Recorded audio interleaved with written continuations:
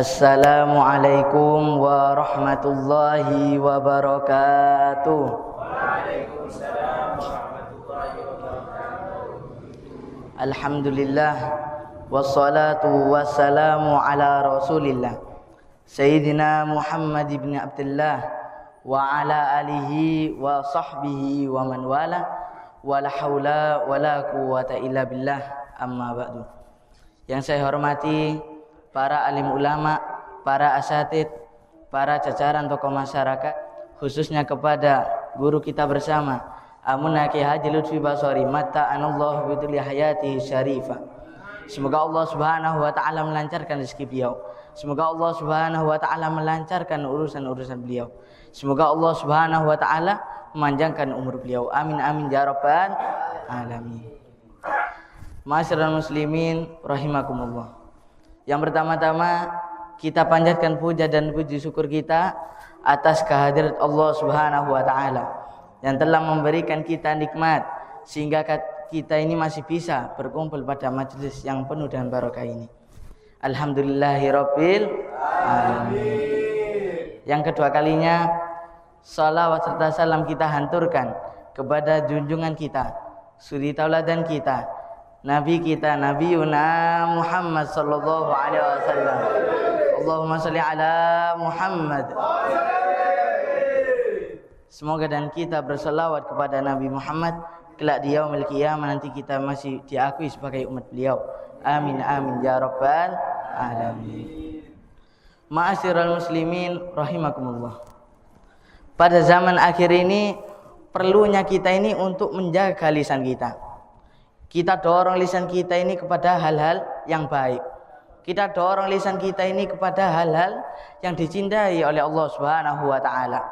Jangan sampai sebaliknya, kita gunakan lisan kita ini kepada hal-hal yang buruk, kepada hal-hal yang tidak manfaat. Ya, contoh misalnya kita ini menggunakan lisan kita untuk bermaksiat, untuk keburukan, atau kita mengajak seseorang, ayo ngombe homer, ayo judi. Maka kan sudah jelas, meskipun kita ngajak aja itu sudah termasuk maksiat, sebagaimana Nabi Muhammad sallallahu alaihi wasallam bersabda, "Man a'ana ala maksiatin walau bisatri kalimatin kana syarikan fiha." Barang siapa yang menolong atas maksiat sekalipun setengah kalimat, maka seseorang itu termasuk berserikat kepada maksiatan. Atau kita jangan bahas maksiat, semisalnya kita menggunakan lisan kita dengan suatu hal yang tidak manfaat. Contoh semisalnya kita membicarakan tentang bola semisalnya, kan tidak dosa, tapi kan tidak ada manfaatnya. Maka apa? Maka dari situlah akan timbul dampak negatif. Ya, sebagaimana ketika kita menggunakan lisan kita dengan sesuatu yang negatif, maka dampaknya juga negatif. Ya. Al-Imam Malik bin Dinar juga pernah mengatakan, ketika engkau mendapati keras hatimu, lemah badanmu, seret rezekimu, maka ketahuilah itu kebanyakan daripada ngomong yang tidak manfaat. Jadi kita ini tidak heran ketika kita ini beribadah kepada Allah Subhanahu wa taala, kenapa sih kok masih tidak khusyuk gitu?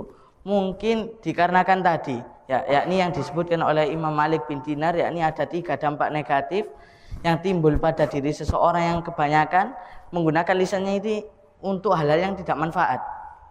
Yang pertama yakni qaswatul qalb. Yakni ketika seseorang itu hatinya sudah mengeras, maka seseorang ini sangat sulit sekali untuk menerima nasihat.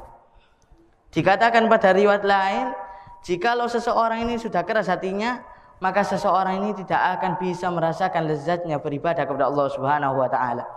Tidak akan bisa merasakan manisnya membaca Al-Qur'an. Jadi kita ini tidak usah heran ketika kita ini beribadah kok tidak khusyuk, kok tidak ada rasanya ya. Mungkin kebanyakan kita ini menggunakan lisan kita hanya untuk keburukan. Ya. Yang kedua yakni lemah badannya. Atau kalau anak zaman sekarang mager, malas gerak. Kalau misalnya malas gerak pada hal-hal yang dibenci oleh Allah Subhanahu wa taala, kepada hal yang tidak manfaat, atau misalnya mager untuk berat, kan bagus. Tapi kalau semisalnya kita mager dalam ibadah, kita mager untuk berzikir kepada Allah Subhanahu wa taala dan ibadah lainnya, naudzubillahi min dzalik. Bisa saja kita ini diazab oleh Allah Subhanahu wa taala. Yang ketiga yakni syarat rezekinya. Apa sih rezeki itu? Rezeki ialah kullu ma yantafi'u bihi. Yakni setiap sesuatu yang memberikan manfaat bihi dengan rezeki itu. Kalmal seperti harta.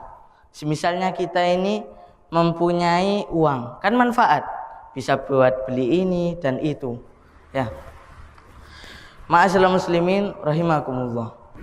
Ketika kita sudah mengetahui bahwasanya menggunakan lisan kita ini dengan suatu hal yang tidak manfaat itu adalah suatu pekerjaan yang sangat buruk sekali, maka jikalau Islam kita ini sangat sempurna, maka kita harus berubah dari sifat itu. Dikarenakan apa? Dikatakan bahwasanya min husnil islamil mar'i tarkuhu ma la ya'ni. Dari kesempurnaan Islam seseorang yakni yang meninggalkan sesuatu yang tidak manfaat. Ya. Berarti kalau misalnya kita ini masih belum bisa meninggalkan suatu buruk ini, berarti masih ada yang masalah di dalam tubuh kita. Ya. Mungkin dengan ini kita bisa merubah diri kita dengan cara menggunakan lisan kita ini kepada kebaikan, kepada suatu hal yang manfaat. Misalnya dengan kita menggunakan berzikir kepada Allah Subhanahu wa taala, meniru Nabi Muhammad sallallahu alaihi wasallam sebagaimana dikatakan kana Rasulullah sallallahu alaihi wasallam udzurullaha fi kulli ahyani. Karena Nabi Muhammad sallallahu alaihi wasallam berzikir kepada Allah Subhanahu wa taala pada setiap saat. Atau kita gunakan lisan kita ini untuk mengajarkan ilmu, untuk menunjukkan kebaikan. Kan manfaat, kita akan mendapatkan pahala. Sebagaimana Nabi Muhammad sallallahu alaihi wasallam bersabda, "Man dalla ala khairin falahu mislu ajri fa'il." Barang siapa yang menunjukkan suatu kebaikan, maka seseorang itu akan mendapatkan pahala yang sama. Maka dari itu, ayo kita jaga lisan kita, jangan sampai kita ini celaka gara-gara lisan kita. Dikatakan bahwasanya as-salamatu min hifdzil lisan, keselamatan itu daripada menjaga lisan. Ya, mungkin yang sedikit ini menjadi ilmu yang bermanfaat. Ingat, lelaki tidak bercerita akan tapi tiba-tiba mengubah sifatnya. Hadza minni wal afu minkum. Assalamu alaikum warahmatullahi wabarakatuh.